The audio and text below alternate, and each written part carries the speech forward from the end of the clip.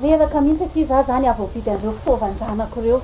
na ny prescription na ny fitaovana mbola tsisy toko taniny inona indray fa maninona tsy aloha tsisy mbola tsisy natonga kely zanako kely iny zavatra tena hoe tsy vita matory fa migasy be foana izy any am-pianarana any amin'Andriamanitra ake vaolana amin'izany dia zao ivavaka zao saingy aky mba mivavaka ihany e tadidinareo faoriko reny tamin'ny zanako lamatoa afaka bakany ana iny zao a dia zany a raha aman-dreny ohatrana koa nareo sady maniry mianana zanaka endry mazoto tsy vita amin'ny volo zany mahasoa anao ty fotoan'ity reny ohatray ianao sahirana famatsiana fidiran'ny mpianatra tianao azo antoka ty tao am-pianarana ity zaza mahay zaza salama ty mihitsy ny fotoana mety aminao dieny zao ary amin'izao fanombohan'ny tao am-pianarana zao azadiny alarobia 13 septembre amin'ny 2 ora sasany ao amin'ny Eglise évangélique Chaine Tanjombato fitombavaka miavaka sady lehibe iarahantsika amin'ny mpanompon'Andriamanitra révérend Farandrinarivo sisy fitim-pidirana tao-pianarana mahomby tao-pianarana mahavokaty tsara katsiro amin'ny fiainanao dia faly-miarabantsika rehetra indray ny tenako Bishop Patrick Andrinarivo avy amin'ny fiangonana évangélique Chaine ao anatin'ity fandarana ity misaotrana manokana ny safidy niaraka aminay ary misaotra indrindra manasa koa ny namana sy ny havana anaraka ny fandarantsika izany ity am-piandohana araka ny fafanako foana angamba mety efa tonga dia mahazatra anao ny mampafantatra anao ny fotoana lehibe izay karakarain'ny fiangonana évangélique Chaine izay ny antony izy rehetra dia mba hasoa ny fiainanao ny ovan'ny fiainanao androso ny fiainanao ho tsaratsara kokoa hatrany androso amin'ny voninahitra maka amin'ny voninahitra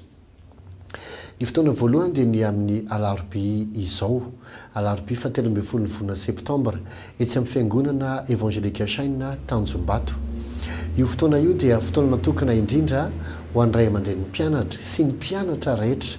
izay ivavahana ho antsika tsirairay avy mba hitain'Andriamanitra ny tao-pianaranao na mpianatra mbola kely ianao na ny zanakao na efa lehibe na eny amin'ny lycée na eny amin'ny université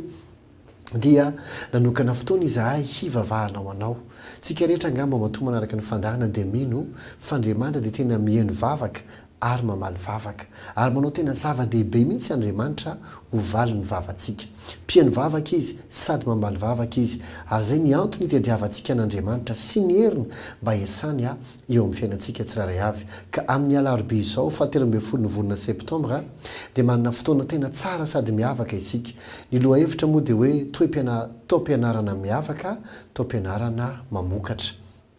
tian'Andriamanitra ianao sy ny zanakao ho taina manokana tsy misy zavatra mandehandeha ho azy amin'ny fiainana tadioza ny zavatra zany tsy misy zavatra mandehandeha ho azy amin'ny fiainana ny zavatra rehetra dia misy antony avokoa ary tsy maintsy misy hery avokoa manetsika azy vao afaka tena hetsika araka ny tokony ho izy ny zavatra rehetra ka amin'ny alarobia izao dia manasantsika ray aman-dreny rehetra zay sika mpianatra rehetra ho avy eo fiangonana Chaine Tanjombato ivavahana ho anao ampahafantarina ianao tenin'Andriamanitra ampianatra anao tenin'Andriamanitra dia hivavaka ao anao zay mba ahasoa ny tao-pianaranao isokafany sainao iarovan'Andriamanitra anao amin'ny loza atonga anao atsilo saina atonga anao ataka zavatra aingana atonga anao tsotratry ny échec amin'izay zavatra ianaranao atonga andray aman-dreny avita hikarakara ny zanany tsisy loza tampoka hitranga tsy misy zavatra tampoka izay handrava tena ampianarana eny tao ampianarana eny ny fianarana na mety zavatra izay mety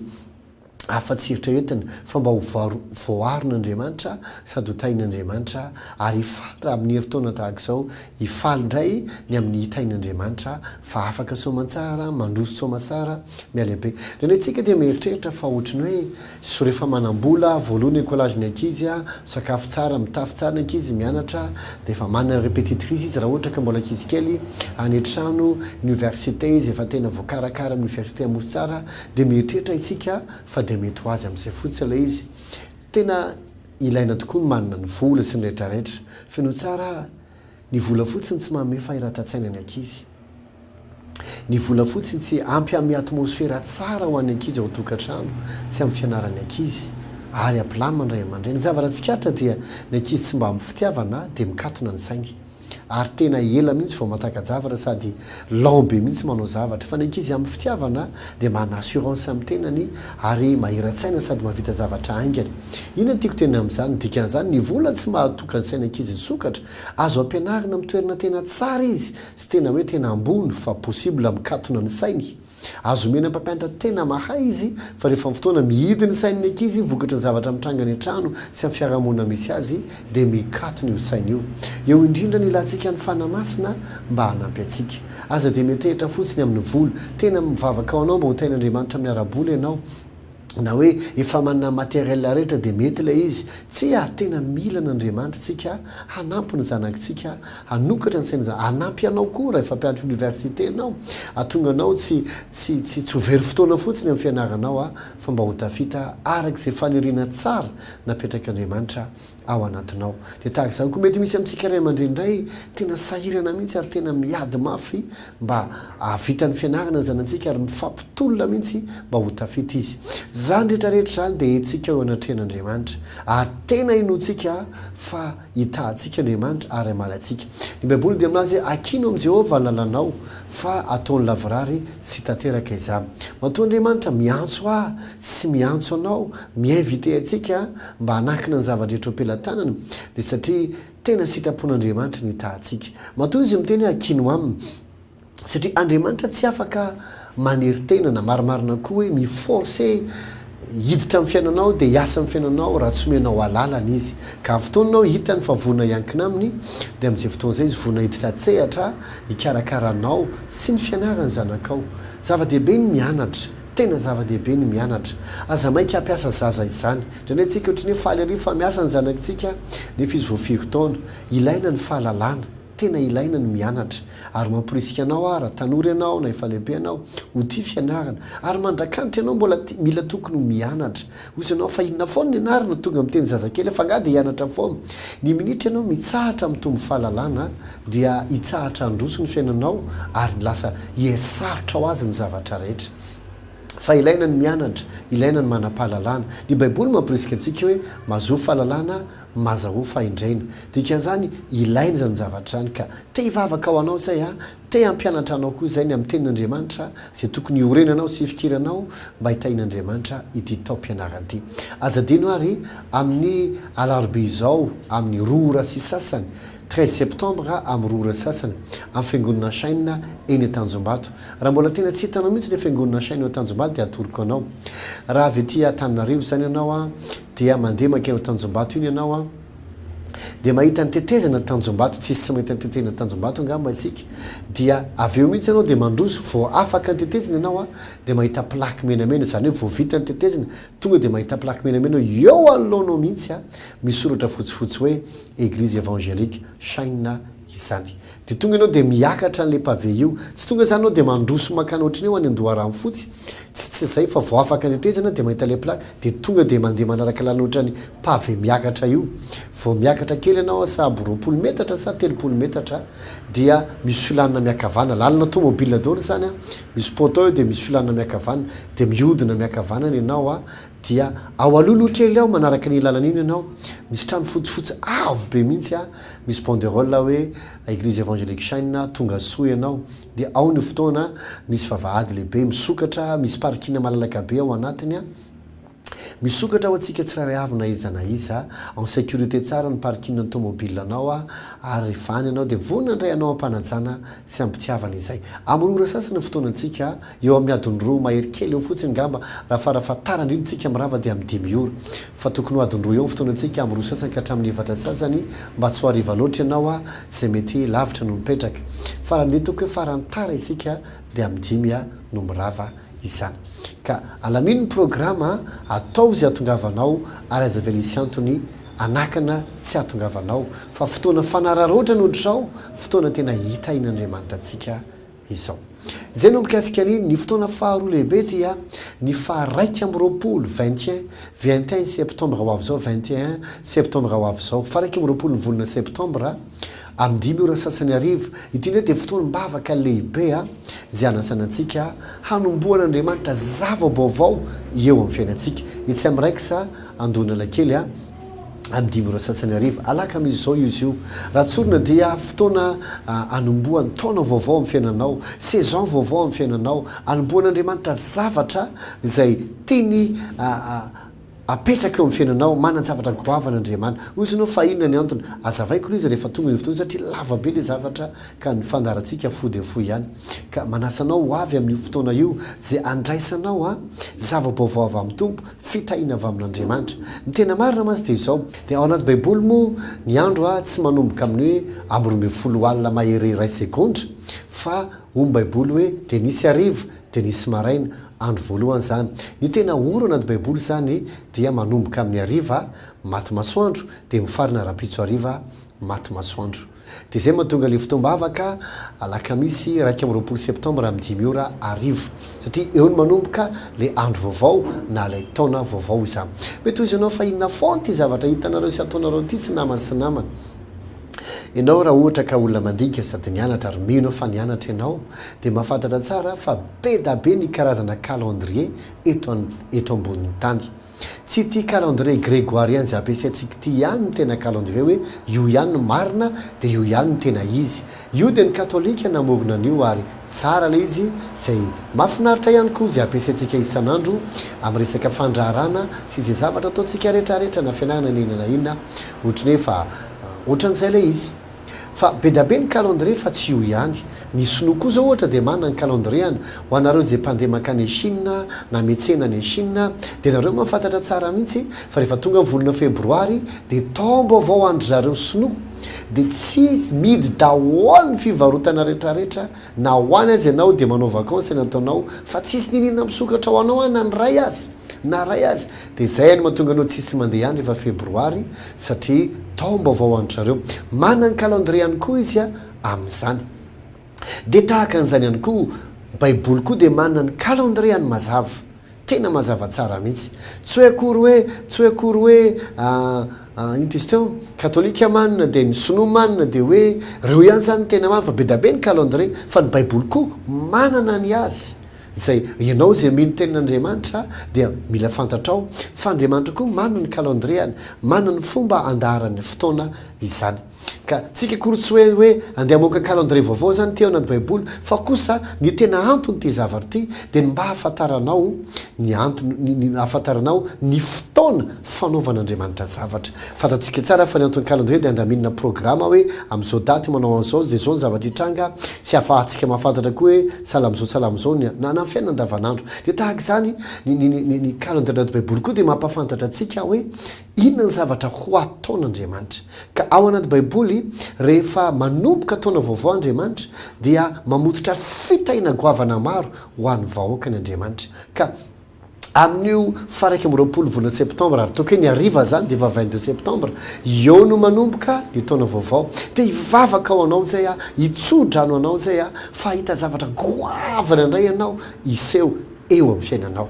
ka manasanao tonga tsy amin'ny raiky sandona lakely alakamisy fa raiky amin'ny 20 septembre amin'ny 10 ora sasany arivo aza velisy antony tsy hatongavanao fa tena anovan'ny fiainanao zany zay ny fotoana lehibe faharoa ny fotoana fahatelo dia ny antsoina hoe fito alahady ny fiangonana saina dia manana fotoana zay lehibe anankiray tena hoe événement ngezabe isan-taona zay antsoina hoe fito alahady io fito alahady io dia tafiditra anatin'ity volana hoe septembre ity zay efa mifamaritra amin'ilay niteneniko to ihany hoe eo amin'ny fanomboana zava-baovao andriamanitra dia zay no mahatonga ny mihitsy hoe eo no manomboka le izy satria révélation nomeny tompo le izy ary tena nahitana vokatra be mihitsy ny fampiarana le izy natao amin'ny fiangonana natao amin'ny fiainana manokana natao amin'ny fiainam-pino tsirairay avy izany marobe nahatongavany olo atao am-piangonana dia ny fito alahady ary nahita zavatra be da be ary zay mahatonga azy tamana tafatoetra miorina ary tain'andriamanitra mitomba amin'ny fahasoavana mandrakariva ka amin'ny 24 septembre no manomboka ny fito alahady vanim-potoana vaovao io taona vaovao io isan-kalahady le fotoam-bavaka isan-kalahady mandritry ny fito alahady 24 septembre dia mitory rehefa aveo 1er octobre 8 octobre dia rehefa aveo nay 15 octobre dia 22 dia 29 octobre dia rehefa aveo 5 novembre ny fara le izy isan-kalahady le fotoam-bavaka manana lohahevitra miavaka nefa isan-kalahady isika lohahevitra dia hoe ny herin'ny fahasoavana miresakytsika ny fahasoavan'andriamanitra zay tena zavatra ny ataoko hoe raha misy zavatra tena goavana anaty baiboly dia ny fahasoavan'andriamanitra meko ohatra anankiray ianao zava-dehibe amintsika ny famonjena vitan'i jesosy izy mato antsika naka ny aretina ny ozona ny fantrana ny nisazy ny kapoka ary indrindraindrindra ny ota dia nanaiky ho faty eo amin'ny toerantsika lidina tany amin'ny fiainantsika tena nitsangana tamin'ny maty tena zava-dehibe loatra zany kanefa raha tsy nomen'andriamanitra fahasoavana iza sy ianao hino an'izany zavatra zany na dia goavana azy zany dia tahaka ny tsy misy ilay izy ary tsy nandray alizy akory ianao ny fiainana mandrakizay ny fiainan'andriamanitra omeny antsika ny fanahana masina ny teniny ny heriny raha tsy nomena fahasoavana hino isika satria hoy ny Efesiana 2:2 sy 7 hoe fahasoavana na aminjerenareo tsy avy aminareo zany fa avy amin'Andriamanitra fanomezan'Andriamanitra ary tsy avy amin'ny asa fandrao isy rehare satria nahoana asany isika voaforona tao aminy mba hanao asa tsara zay efa voasoratra raha teo mba handehanantsika zany hoe nomena fahasoavana isika hino an'ilay izy fahasoavana tonga antsika nanana finoana ary fahasoavana tonga antsika hino an'ilay izy dika zany nagoavana tahaka ny ahoana zany vitan'i Jesosy raha tsy nono ilay olona anankiray ilay izy dia tahaka ny tsy nanao ninina Jesosy tahaka ny tsy nanao ninina Jesosy ary zany mahatonga antsika mbola mitory filazany tsara amin'ny olona satria be loatra sy goavana loatra ny vitan'i Jesosy nefa maro ny tsy matakatra sy tsy mino ary tsy mandraizany zavatra nefa tena asoa ny fiainany izany ka hoy aho hoe zava-dehibe ny fahasoavana ary tena goavana dia goavana raha miresakytsika hoe fahasoavana avy amin'Andriamanitra mamelaka verset anankiray na roa aminao vetivety dia marina ny fandaharantsika ako dia aka verset anankiray ako ao amin'ny boky ny asan'ny apôstôly toko 7 ka ny 10 hoy izy hoe ka nahafaka azy tamin'ny fahoriany rehetra sady name azy fahasoavana sy fahendrena teo mason'ny Farao mpanjakany Egypta ary izy nanendry azy ho mpanapaka ny Egypta mbany zay rehetra tao andapany geza be zany zavatra zany ozy miresaka ny Josepha izy eto Josepha lay namidiny ralahany ho andevo dia tonga tany Egypta rehefa tonga tany izy dia nividiny Potifara dia nipetraka tao aminy niasa tao aminy dia rehefa avy eo ny endrikendrehan'ny vadiny Potifara fa nanolo anazy dia nigadra rehefa nigadra izy taona maro tany dia nisy roalahy indray nanofy dia nadika ny Josepha ninofon'ireo rehefa avy eo ny anankiray tamin'ireo niteby tamin'ny Farao rehefa nanofy Farao hoe misy lehilahy ao amponjao mahay mandika nofy ary izy nandika nofy ka natonga lasa miverina mitondra ny kapokanao dia natsoina indray Josepha nandika nofon'ny Farao vokatra izay fahasoavana tao amin'izay dia notendren'ny Farao izy ho mpanapaka any Egypta mafy loatra raha ny zavatra nylalovany Josepha fialonany rahalahy tamin'izy mbola kely faniliany mpiray-tapo tamin'izy mbola kely tsy fitiavany mpiralahy aminy ary mba azonao an-tsaina ve zany mbola kely anao dia efa mpiray-tapo aminao tsy tia anao mbola kely anao dia efa mahatsiaro an'izany hoe ahilika tsy tiana ankalaina avahana atosika tsy hitovy amin'ny sasany mafy nge zany ohatry hoe tantaraina ka mora fa tsy mora ao na miaina ao anatin'izany atmosfera izany isan'andro rahalanao isaky mijerinao dia mialina anao raha tsy fijeranao foana nefa ireo raha idada aminao ihany fa tsy tianao reo rahalahinao reny rehefa aveo ndray tetika hamono anao tena morona vaovao ratsy be da be manamatonga azy tafatemisy tany amin'ny rainy hoe maty Josepha nofoana mihitsy ny tantarany na tsipony tany naty lavaka na midiny ho andevo dia rehefa aveo rehefa lasa ianao zany tena tsy malanininy io lasa andevon'olona rehefa aveo ny andevon'olona dia ampiasaina taminao tsy mandray karama ninininy dia mbola voendrikendrika eny nefa ianao tsy nanao andratsy nigadra indray tsy mora nge zany fiainany zany hoe fa dia inona loatra ny nahoana n'izany no mitranga fa ozy baiboly hoe le asan'ny apôstôly zay vakitsika teo Andriamanitra ho izy nahafaka azy tamin'ny fahoriany rehetra mafonja nge zany ahoana naovany azy nanome azy izy fahasoavana dikan'izay tsy fantatro koa zay lalovanao sy ny zavatra atrehanao mety efa trambola kely koa anao nandalo zavatra marary faniliana tsy fitiavana fakalan'olona vaovao ratsy fitaka sy namany ary lasa ohatry ny hoe mpiasa kely esclave kely mihitsy ianao amin'ny fianakaviana lasa ohatry ny tsy considéré ho piray-tampona havana itsony fa Andriamanitra ho izy nanafaka azy tamin'ny fahoriany rehetra nanome azy izy fahasoavana, nanome azy fahasoavana. Wow, nanome azy fahasoavana. Halleluja. Tsy fantatra rehefa aorianao inona ny zavatra trenao marary ve ianao, tsy mety mahita asa ve ianao, ahiriky ny olona ve ianao, ataony ohatry ny esclave kely mihitsy ve ianao, inona ny zavatra trenao, fa raha nafaka anao anatin'io Andriamanitra ny fomba hanafany anao dia omeny anao fahasoavana. Zany hoe ny fahasoavan'Andriamanitra dia fanetsehan'Andriamanitra ny heriny sy ny fahaiza-manaony, fanetsehany ny fitiavany eo aminao, anitona anao, isitonao hivoaka ny fahorianao rehetra. Tsisy olona anao anao an'izany, Andriamanitra no afaka manao anao an'izany. Ka amin'ity fotoana ny fito alahady ity dia ahita an'izany heriny zany fahasoavana zany ianao. Andriamanitra miditra tsehatra amin'ny fiainanao,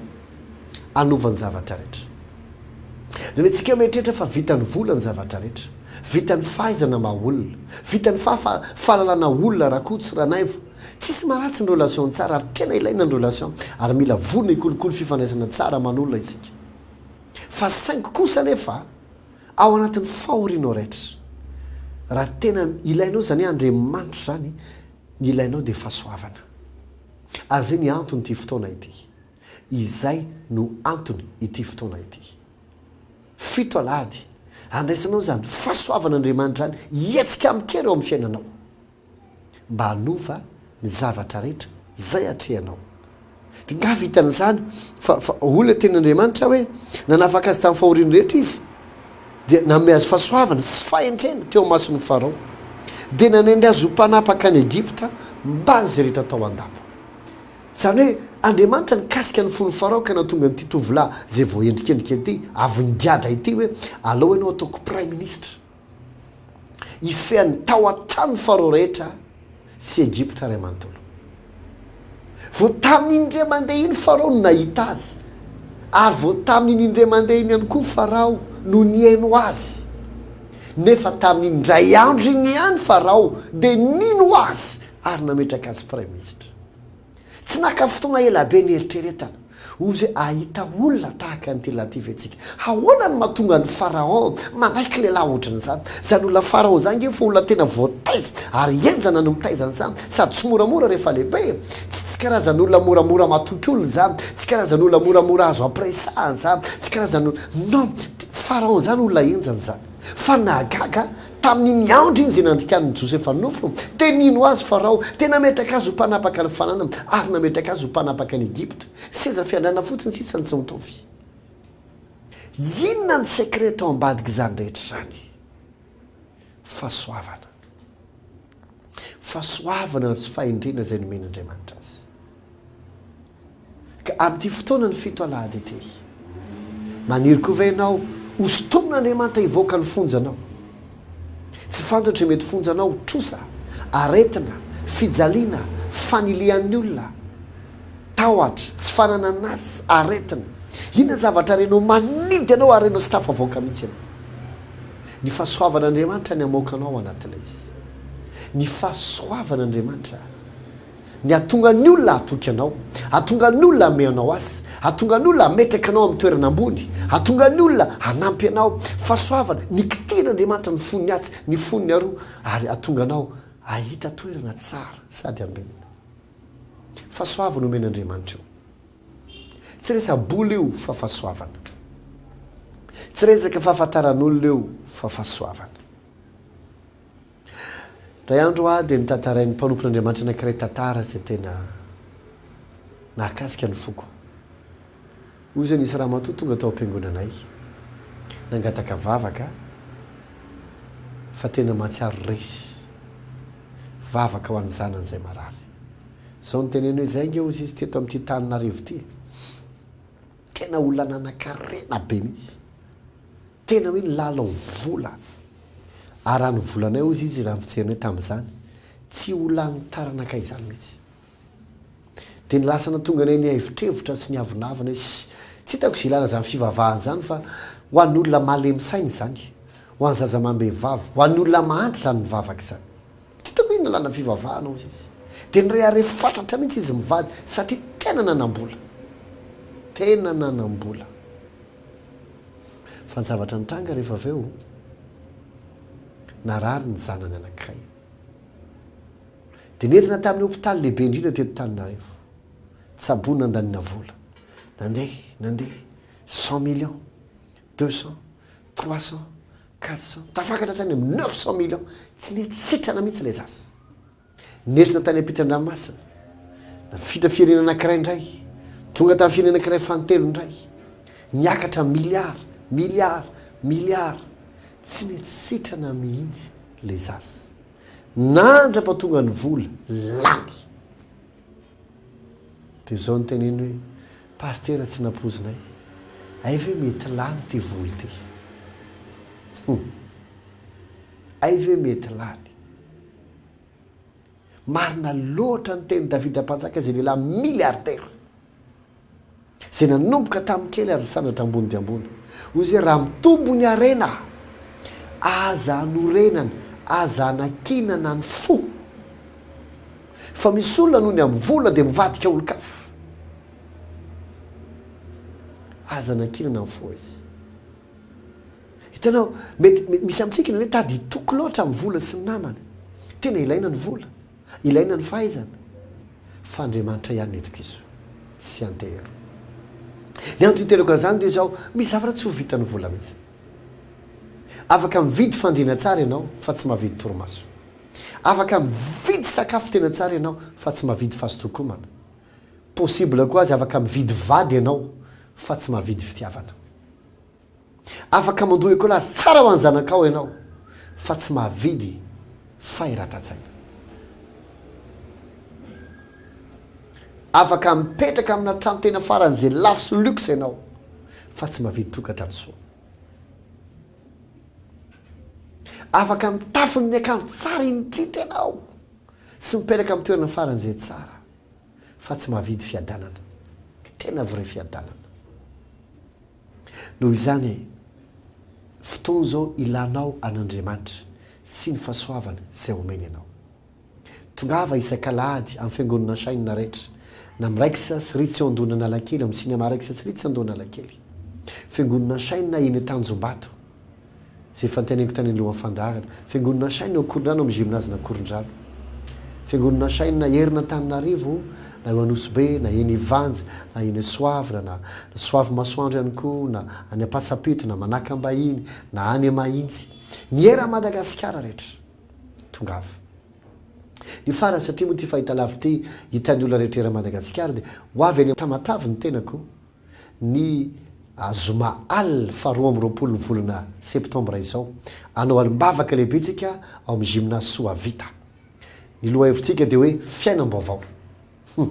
fiainam-baovao io ny fotoana tena ndraisanao fiainam-baovao mitombo zay tsy anenenanao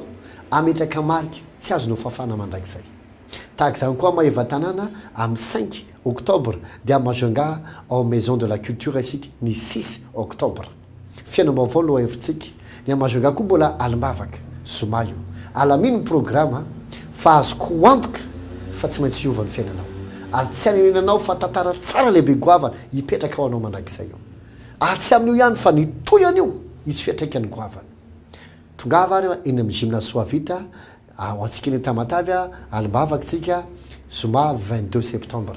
ny fito alahady dia manomboka ny 24 septembre era Madagasikara amin'ny fiangonana sainina azadininy amin'ny larobia zao 13 septembre fiangonana sainina ny Tanjombato amin'ny Rosasany vavako antsika ray aman-dreny sy ny mpianatra rehetra zay fandarantsika fa manao velomanao ny tenako Bishop Patrick Ndrenariva avy amin'ny fiangonana sainina veloma tompoko fiainam-baovao fiainana vaovao alimbavaka lehibe iarahanao amin'ny Bishop Patrick Ndrenarivo sy ny fiangonana Evangelika sainina eto Tamatavy ny zoma 22 septembre ho avy zao amin'ny 8 ora sasany alina ity ny fotoana lehibe andraisanao fiovana lehibe izay tena azo sapahitany eo amin'ny fiainanao fiovana izay ametraka marika tsara sy ho azo fafana mandrakizay eo amin'ny fiainanao tongava maro fa tsy anenenanao ny fahatongavanao zoma 22 septembre ho avy zao amin'ny 8 ora sasany alina etsy amin'ny gymnase Soavita tsy misy vidibidirana tsy afaka ny tsy hiova ny fiainanao tsy mitory tsy misy profo zay